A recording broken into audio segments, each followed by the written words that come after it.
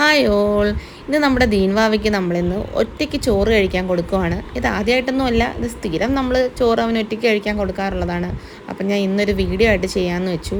അപ്പം നമ്മളെ മക്കൾ 1 വയസ്സ് 1.25 വയസ്സൊക്കെ ആകുമ്പോൾ അവർക്ക് സെൽഫായിട്ട് കഴിക്കാൻ നമ്മൾ പഠിപ്പിക്കണം.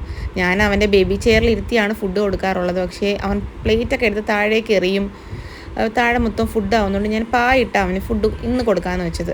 അങ്ങനെ ഒരു പാത്രത്തിൽ ചോറൊക്കെ ഇട്ട് കുറച്ച് മിമ്മിയും മോരേറിയും ചോറും കൂടി കൊടുത്തിട്ടുണ്ടായിരുന്നു.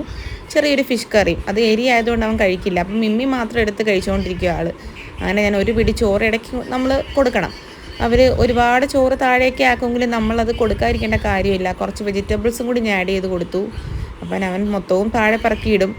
പിന്നെ അവൻ്റേതായ രീതിയിൽ അവൻ എൻജോയ് ചെയ്ത് കഴിക്കും. ലെഫ്റ്റ് ഹാൻഡൊക്കെ അവൻ യൂസ് ചെയ്യും ഇടയ്ക്കിടയ്ക്ക് ഞാനും കൂടി ഒന്ന് കൊടുക്കും. കാരണം കുറച്ച് വയറ്റിലേക്ക് പോകണ്ടേ. അവനും കഴിക്കും. അവനെടുത്ത് വായിലേക്ക് വെക്കുമ്പോൾ കുറേ താഴെ പോവും. കഴിച്ചു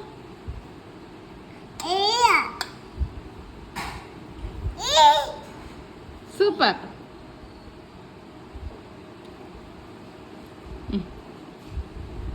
കഴിച്ചു ഗുഡ് ബോയ്.